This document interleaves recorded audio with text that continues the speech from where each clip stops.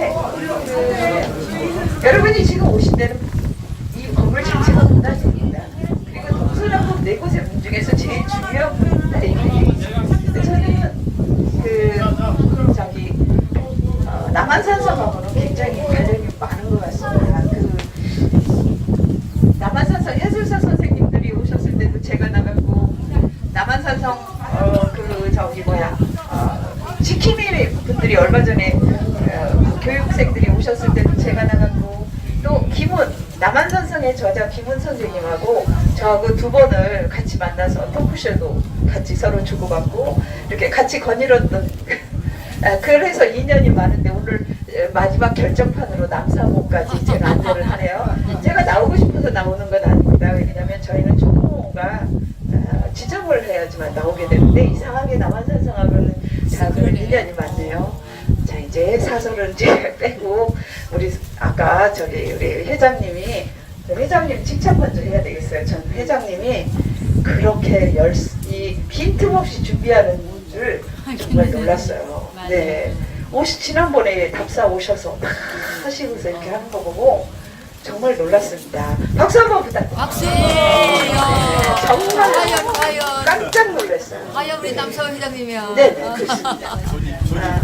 네, 이 성은 남한산성에 비해서는 훨씬 작죠. 그리고 이 전체가 이제 여기는 이제 제일 공부를 하러 오는 곳이 우리 남한산성보다 뒤에 세계유산이 되었지만 1500년 전에 백제의 왕성이었고, 그리고 조선시대에도 이 앞에가 여러분이 이제 앞에 공터를 지나오셨는데 이 앞에 지하 5m를 파면 백제의 건물이 80채가 이 지하에 있습니다. 네네네. 여기 앞에 여기 공터가. 네. 그리고 백제시대 갑옷이 여기서 유일한 철갑옷, 연도가 밝혀진 철갑옷이 여기서 나와서 의자왕 때 645년 갑옷이 여기서 출토돼서 KBS 역사 스페셜에서 1시간 다뤘고, 그리고 여기는 그 1600년대 초에 임진왜란 이후에 갑자기 공주가 또 다시 한번 급부상되면서 저 충북에 있는 충주라고도 하고 청주라고도 하는데 거기에서 이쪽으로 가명이 넘어오게 됩니다. 그래서 가명 자리도 원래 여기 이 앞에 있다고 합니다. 근데 여기가 너무 좁고 그 접근성이 떨어져서 지금은 이제 풀꽃문학관 옆에 그 공주 사대부고라고 하는 명문고등학교가 있는데 거기에 자리를 했습니다. 그래서 여기는 백제의 이제 아까 그 회장님이 잠깐 보내주셨는데 설민석 씨가 강의를 한 것 같아요. 근데 그거를 아마 우리 선생님들 보고 오셨을 텐데 저쪽에 가면 조금 더 아늑한 정자가 있거든요. 그쪽에 가서 제가 백제 왕의 이야기를 해드리고 여기 전체 이야기만 하겠습니다. 지금 이제 앞에 보이는 이 강은 이제 여러분이 보시다시피 금강이고, 여기까지가 강의 넓이라고 보시면 안 됩니다. 저 너머까지 강이라고 보시면 됩니다. 그래서 공주는 저쪽이 신도시, 이쪽이 구도심이 되는데, 저쪽 신도심에서 신도이면 세종시가 다서 세종시로 다 있어요. 공주는 지금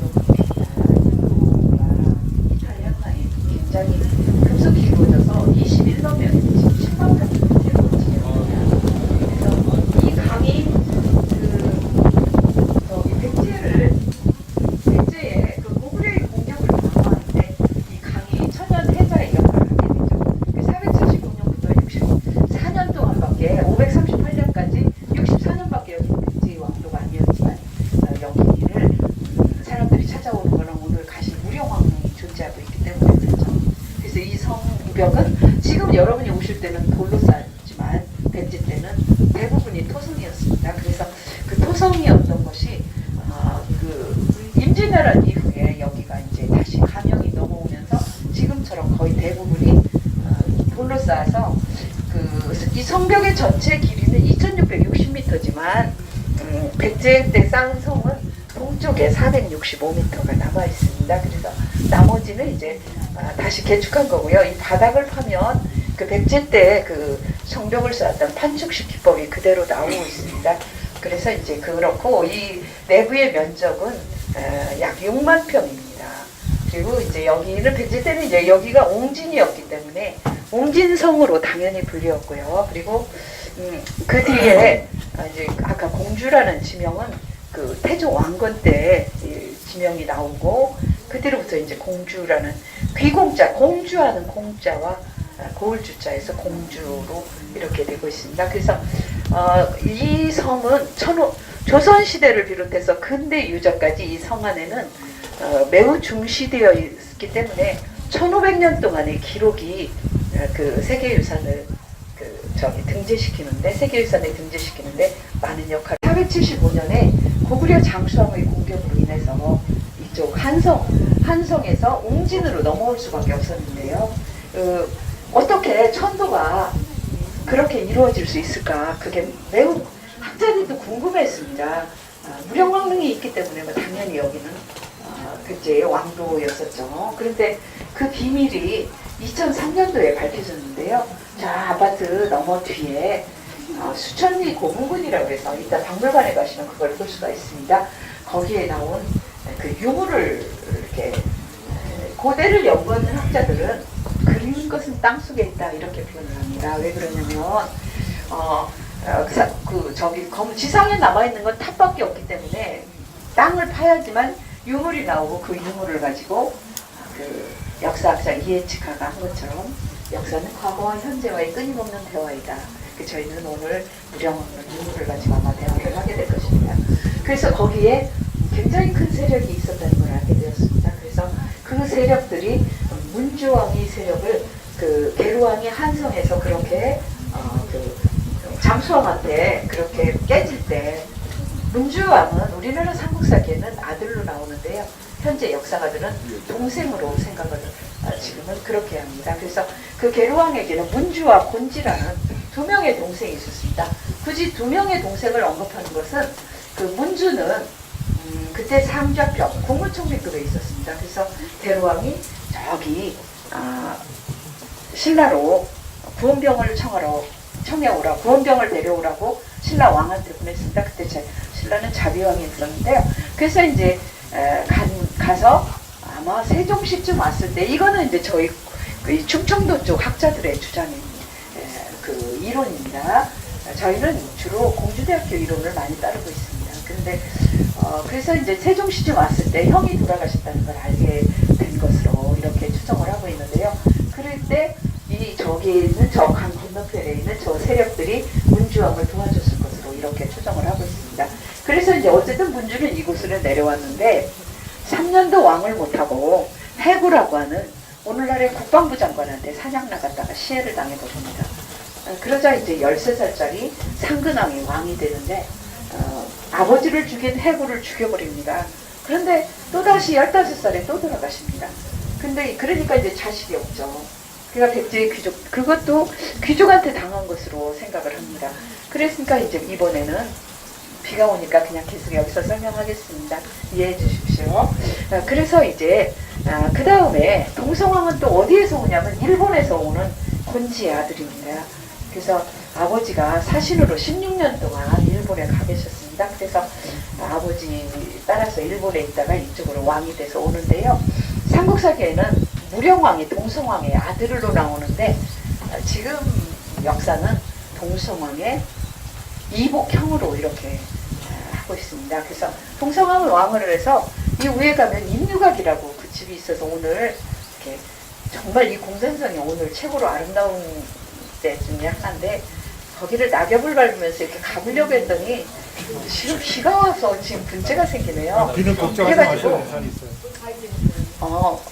그쪽에 그 동성왕이 이제 23년 동안 왕을 여기서 왔는데 화를 쏘면 백발백중 아주 대단한 신궁 소리를 들은 대단한 인물입니다. 그런데 아주 강하고 외교에도 잘하고 신라와도 교류를 위해서 이찬 비지 딸과 결혼도 하고 아주 잘했는데 22년 500년에 삼국사기에 나오는 그 백제에서 나오는 최초의 유각인데요. 그 임유각을 지어놓고 막 마음이 변해버립니다. 방탕하게 놀기 시작해요. 궁의 동쪽에 임유각을 5장이나 되는 임유각을 짓고 화려하게 연못을 만들어서 거기에다 뭐 새도 기르고 물고기도 기르고 뭐 했다는 그 기록이 나오는데요.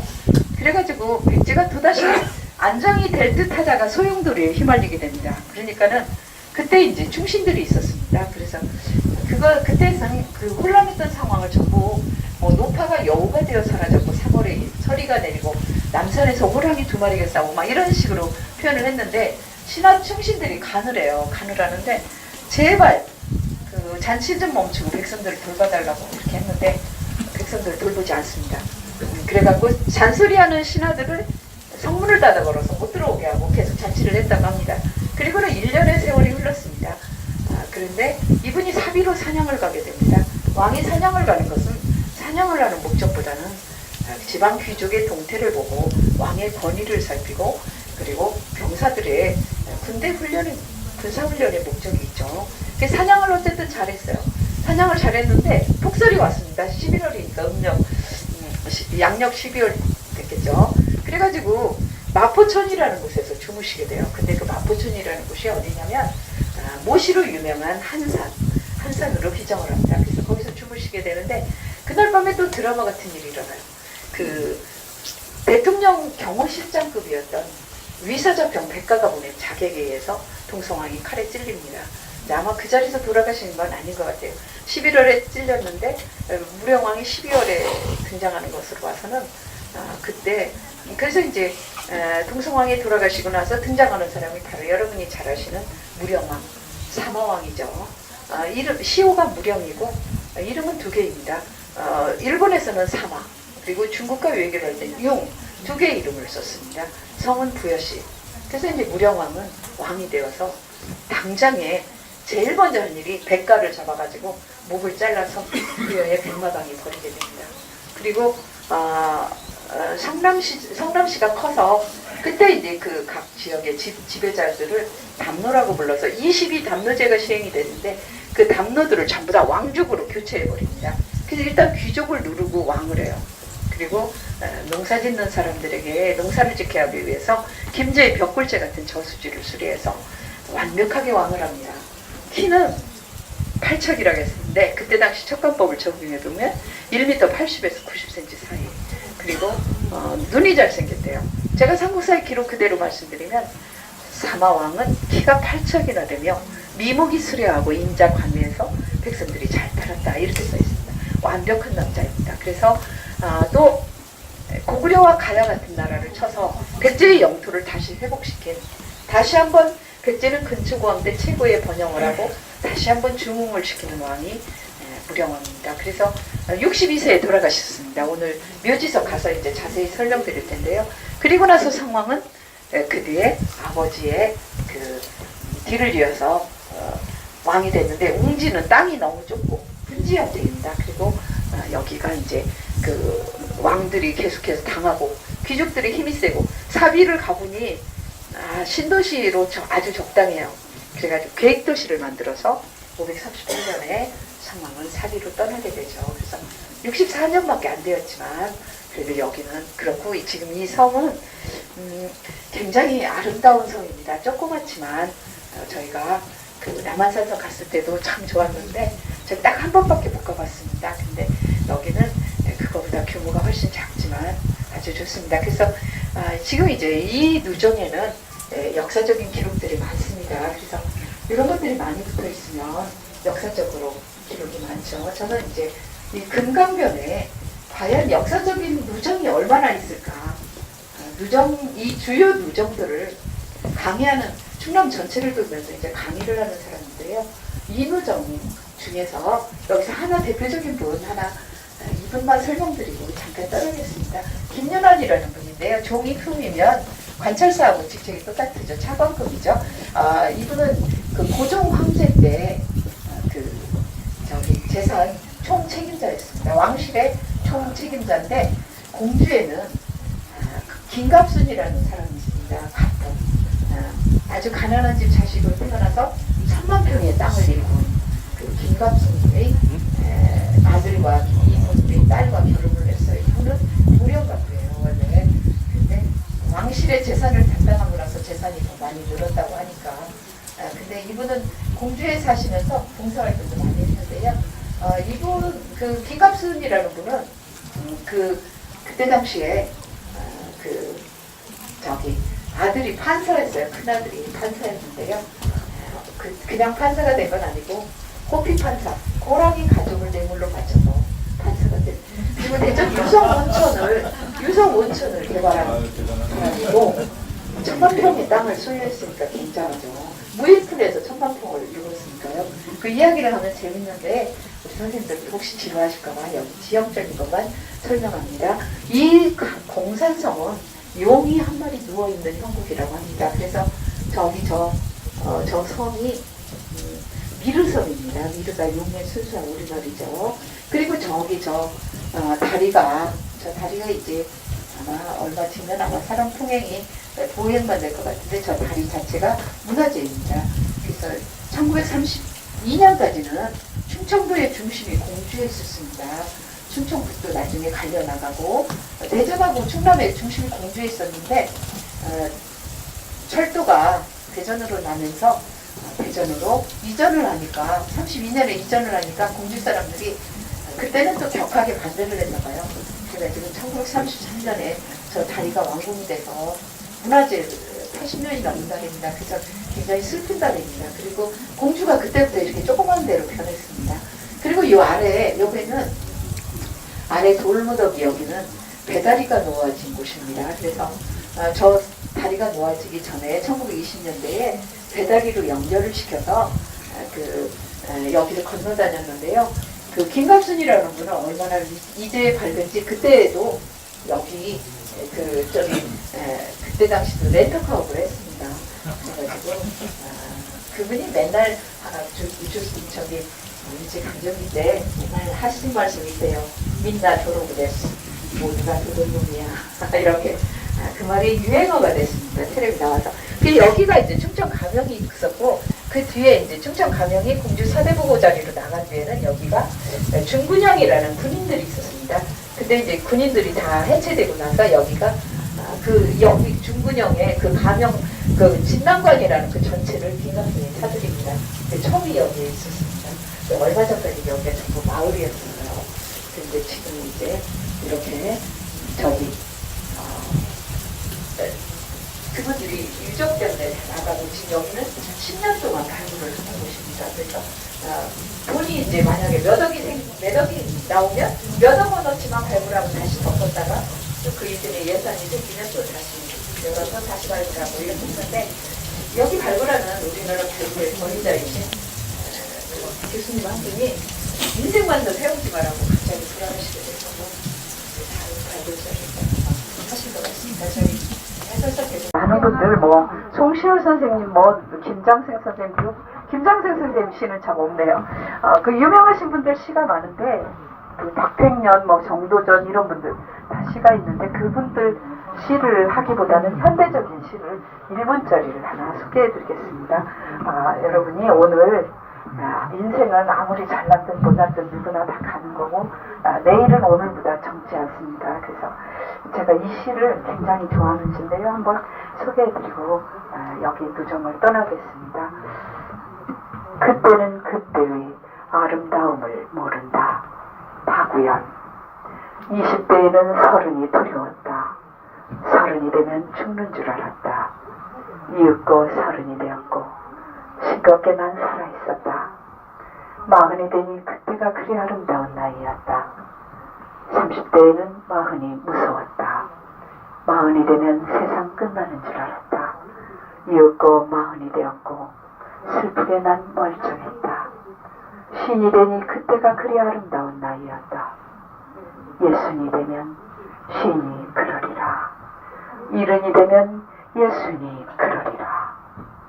죽음 앞에서 모든 그때는 절정이다. 모든 나이는 아름답다.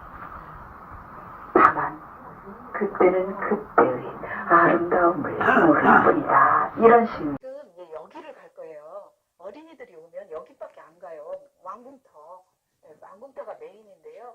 제가 말씀드렸잖아요. 그 터밖에 없다고요. 그래서 이제 여기서 설명을 드리고 갈게요.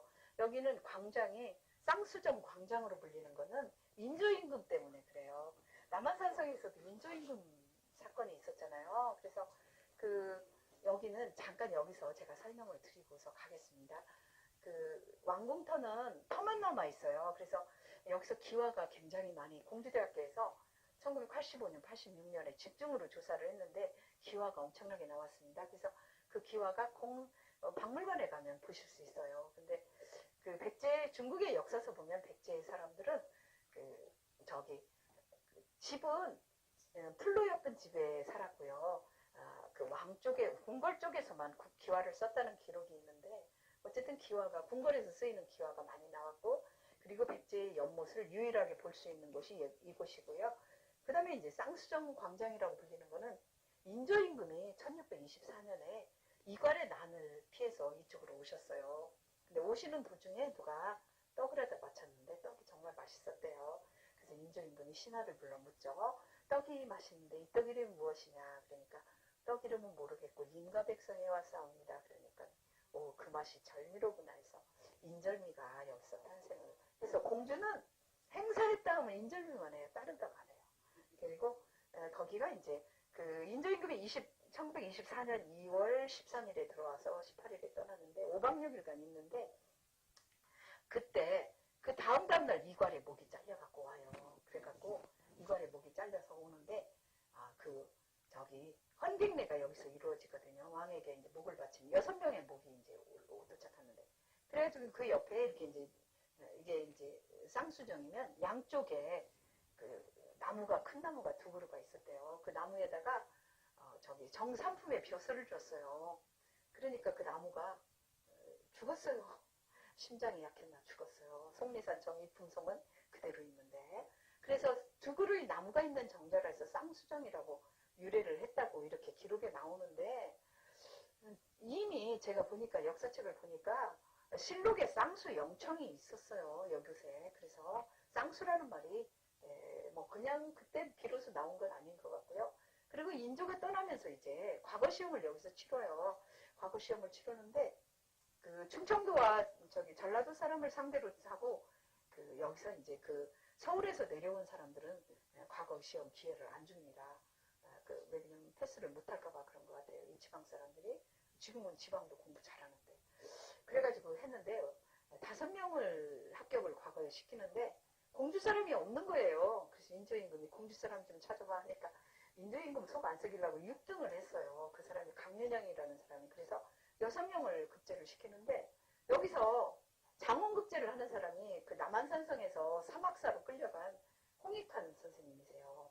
근데 그때 이름은 홍습이에요. 이름이 홍습이고 나중에 이제 홍익환인 것 같아요. 근데 그때 그 홍습 선생님을 생각하면서 제 생각에 거기서 과거에서 떨어졌으면 돌아가시지 않지 않았을까 생각을 해요. 인생만서 세움지마를 생각해요. 그때 다 돌아가셨잖아요. 그죠? 부인도 돌아가시고 아들도 듣고 다 정말 청나라 끌려가서 다 죽죠. 그래가지고 그 홍익환 선생님이 여기서 장원급제를 하게 됩니다. 자 이제 여기 안 오신 분도 계신가요? 자 50분에 시간을 맞추기 위해서 그대로 이동합니다. 하나도 찾지 못했습니다. 부여 세계유산에 등재됐지만 그것도 무령왕릉같이 결정적인 증거가 있는 건 아무 데도 없습니다. 풍납토성도 마찬가지고 지금 풍납토성이 전궁으로 지금 이제 굳어지고 있고요. 공산성 그리고 부소산은 후원이고 부소산 앞에 거기가 세 개가 지금 전궁으로 이제 그렇게 하는데 무령왕릉처럼 결정적인 글자가 없습니다. 그래서 여기는 이제 추정입니다. 유홍준 박사님하고 같이 왔을 때 제가 여쭤봤더니 당신은 그렇게 생각하신다고 진흙을 1m 이상 방수를 하고 여기가 이제 백제의 연못이 유일하게 우리가 볼 수 있는 단 하나의 연못입니다. 이런 것들은 박물관에 다 있습니다. 와당은.